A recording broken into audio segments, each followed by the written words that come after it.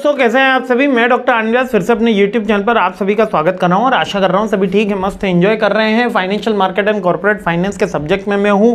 BMB वाली series है, बार बार मैं एम्फेसिस भी कर रहा हूं। बीएमबी वाली सीरीज है, थर्ड मोस्ट इंपॉर्टेंट क्वेश्चन पर मैं हूं। देखिए ये क्वेश्चन इंटरनल में इस बार बोलबाला रहा। रिसेंट ट्रेंड का क्वेश्चन है, नया क्वेश्चन है। अभी तक ये क्वेश्चन आपके ओल्ड सिलेबस में इंट्रोड्यूस नहीं था, इसलिए नया क्वेश्चन है। इंटरनल में पूछा गया कि बेनिफिट बताइए जो अपना, देखिए इंडियन फाइनेंशियल मार्केट होता है। क्वेश्चन क्या पूछ रहा है, इंडियन फाइनेंशियल मार्केट और global financial market, global financial market में क्या लिंकिंग है, और अगर ये दोनों लिंक हो जाते हैं, दोनों साथ में वर्क करते हैं तो इंडिया को कैसा बेनिफिट होगा, इसके ऊपर एक्सप्लेनेटरी क्वेश्चन बनता है। तो बेसिकली जो फाइनेंशियल मार्केट है अपना इंडिया के बिकम में, ये कनेक्टेड होता है इंटरनेशनल मार्केट से। जैसे कि अभी यूक्रेन इसराइल की जो वॉर, यूक्रेन और रशिया की जो वॉर चल रही है, इसका इम्पैक्ट आया।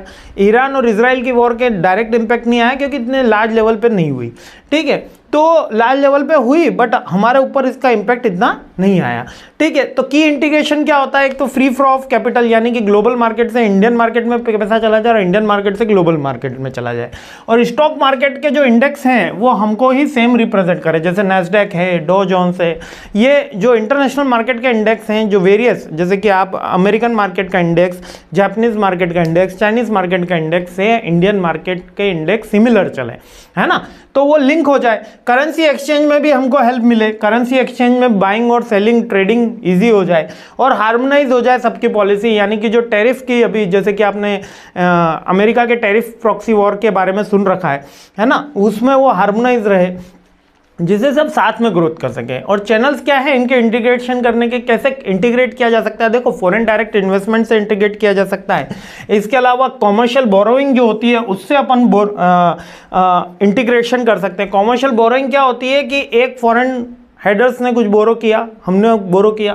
फॉरेन डायरेक्ट इन्वेस्टमेंट तो समझ गए, उस कंपनी ने डायरेक्ट हमारे यहाँ पर आके इन्वेस्टमेंट किया। इसके अलावा फॉरेन इंस्टीट्यूट्स होते हैं जो शेयर मार्केट में या बल्क में इन्वेस्टमेंट करते हैं, एफआईआई। तो कितनी बार बोला जाता है इंडियन मार्केट क्रैश हो रहा है क्योंकि एफआईआई पैसा निकाल रही है, एफआईआई पैसा निकाल रही है, लेकिन रिटेल इन्वेस्टर अब इंडिया के इतने बड़े हो गए हैं कि वो डूबने नहीं दे रहा पैसा, है ना। रिटेल इन्वेस्टर इतना बल्क में अमाउंट में पैसा लगा रहे हैं, एफआईआई जितना निकाल रही है इतना वो कम कम कम कम कम कम करके, मतलब इतना डाउनफॉल नहीं आने दे रहे, ठीक है।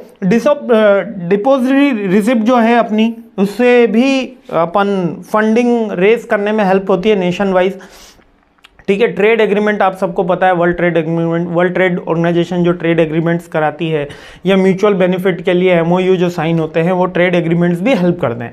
ये क्या हेल्प कर रहे हैं कि इंडियन जो फाइनेंशियल मार्केट है और वर्ल्ड जो फाइनेंशियल मार्केट चल रहा है, यानी कि विश्वव्यापी मंदी आए तो इंडिया में भी मंदी आए, विश्वव्यापी तेजी आए तो इंडिया में भी तेजी आए, ये इंटीग्रेशन हो। लेकिन जब मंदी आती है तो हम इसको रिवोक कर दें, हम हमारे ऊपर इतना इंपैक्ट नहीं आए। क्यों नहीं आता है, क्योंकि हमारे यहाँ पे रिटेल इन्वेस्टर्स ज़्यादा है ना, पैसा जो है वो बटा हुआ है, हर एक जगह इन्वेस्टमेंट है। और इसका बेनिफिट क्या होगा, इसका बेनिफिट ये होगा कि कैपिटल की अवेलेबिलिटी बढ़ जाती है हमारे पास, क्योंकि हार्मोनाइज्ड होता है, सारी चीज़ें हार्मोनाइज्ड होगी तो कैपिटल ज़्यादा इन्वेस्टर इन्वेस्ट करेंगे, अलोकेशन ऑफ द रिसोर्सेज भी बेटर होगा, रिस्क का डाइवर्शन भी किया जा सकता है क्योंकि कैपिटल ज़्यादा है तो सारी चीज़ें हो जाएंगी।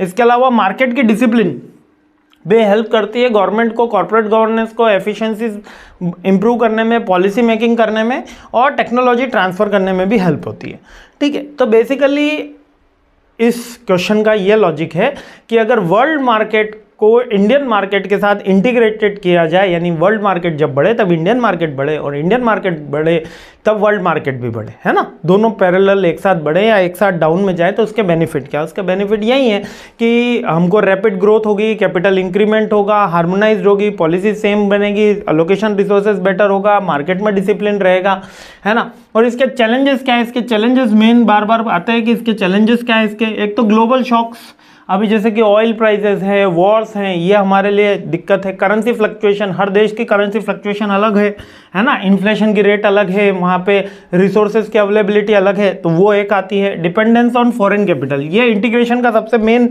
लॉजिक रहता है कि फॉरेन कैपिटल के ऊपर हमको डिपेंडेंसी होनी पड़ती है। और रेगुलेटरी और पॉलिसी रिस्क, हर देश का टैक्स स्ट्रक्चर, लॉ, सारी चीज़ें अलग होती हैं, यानी कि इंटीग्रेशन से आपसे चैलेंजेस पूछ लेगा, बेनिफिट पूछ लेगा, यही नॉर्मल क्वेश्चन पूछेगा। तो आगे बढ़ते हैं, सीरीज आगे बढ़ाते हैं। जय हिंद।